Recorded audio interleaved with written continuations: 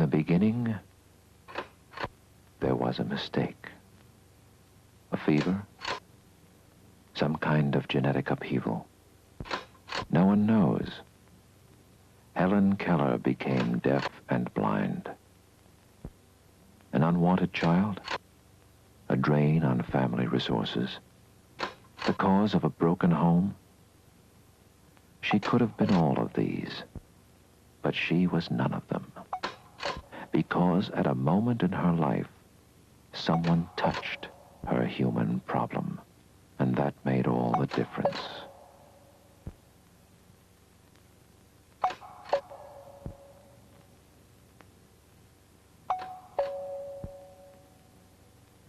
What began as a mistake became in time a miracle.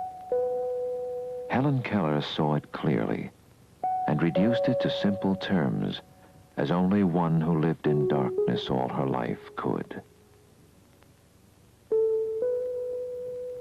Faith, she wrote, is the strength by which a shattered world shall emerge into the light. Faith is at the beginning.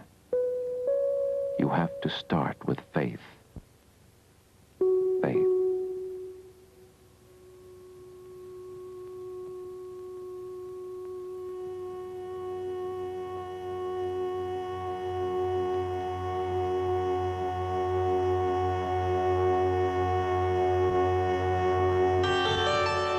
But faith is an old-fashioned idea. You rarely hear it mentioned in technocratic circles. Science is our strength. Beyond the authority of science, there is no appeal. And everything aspires to the purely technical. Even life itself. Your life, too. A notion is in the air that you ought to be more concerned about the quality of life, which is a very good notion. But how do you handle mistakes? When an egg and sperm combine and really shouldn't, it's not all that clear.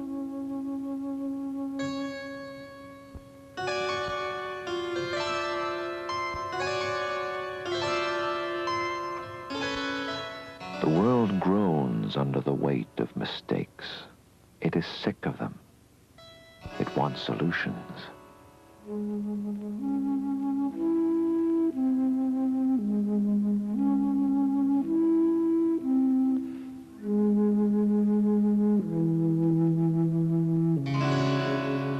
Suppose, in some idle, unclocked moment of time, you decided to create a man. No one in the entire history of the human race, you decide, will be exactly like him. In scientific terminology, no one would have the same genotype. And let us say you were adept at working in miniature, and you created this unique, never-to-be-repeated cell, which contains all the characteristics of the human and all the characteristics of the individual. The color of his hair, the color of his eyes, the shape of his nose, the beginnings of a nervous system, the spinal cord, tiny, tiny buds of arms that would rapidly form, all compressed to a size of near invisibility.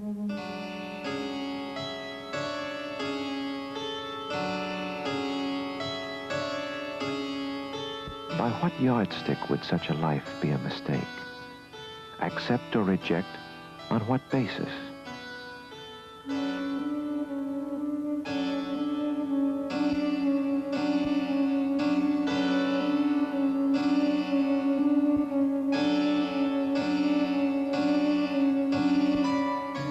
Nationality, color, creed, social status, way of life, respectability, health.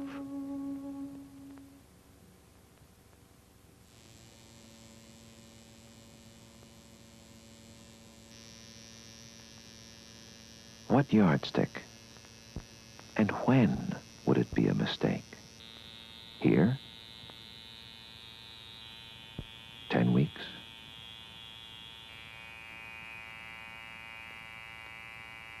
20 weeks.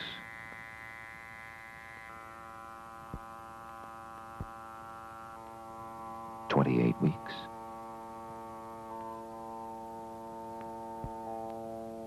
When it first breathes and cries, when it is growing, forming, becoming.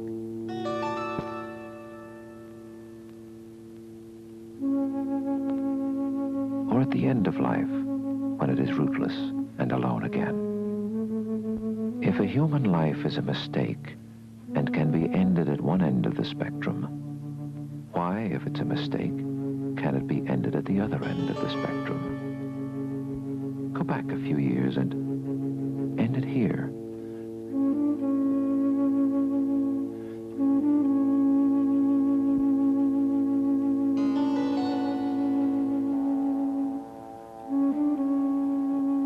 Or here. Life is life from beginning to end. Does it make any difference when it's a mistake? If it's a mistake?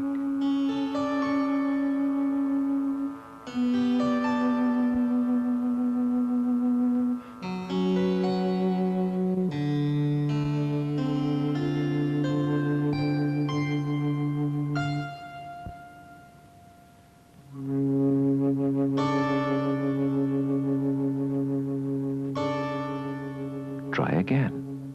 This one, its protein structure clear, defined, its genetic action instructed and ready.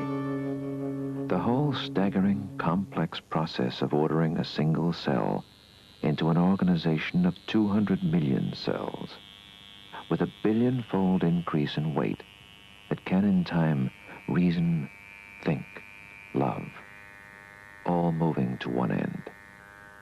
At the precise moment it becomes life, it launches out on a course of becoming what it already is. There's no turning back.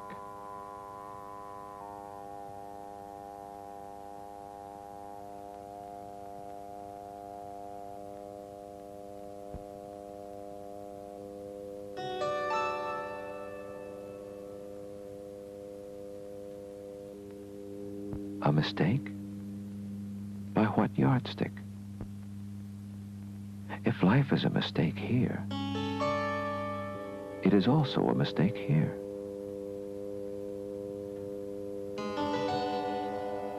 And certainly a mistake here.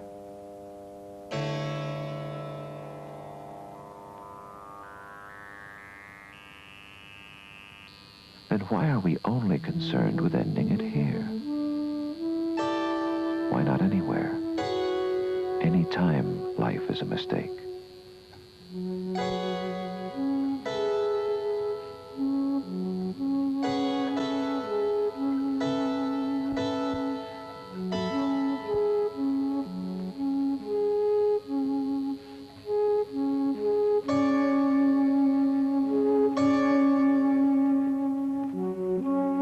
You could construct a brave new world that way. There would be much to say about the quality of our civilization. And after we had built a statue in memory of its inception, there would be much to say about you. You who structured it. Would you be genius? Wizard? Something more? Would you be God? God could do it that way if he chose. The only trouble is that if you want to play God as you improve the quality of the human race, you'll need a license to kill. Which is what abortion is all about. Abortion on demand is a license to kill. But in a technocracy, abortion is just a learner's permit, just the start of things.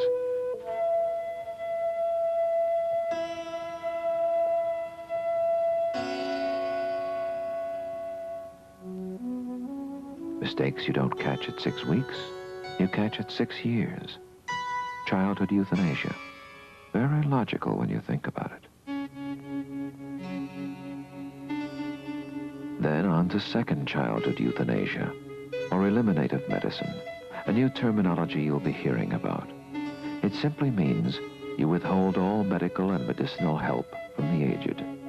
The mistakes you don't catch at 6 weeks or 6 years, you catch at 60 years or 70 years. Again, very logical. But from here on to the real issue.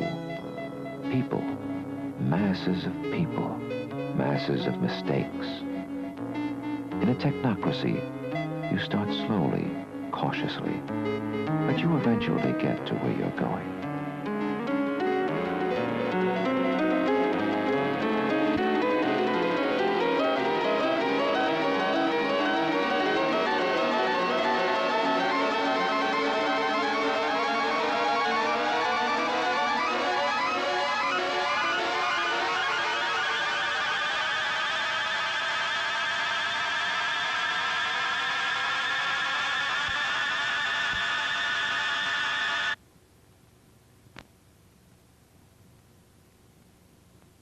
How do you handle mistakes?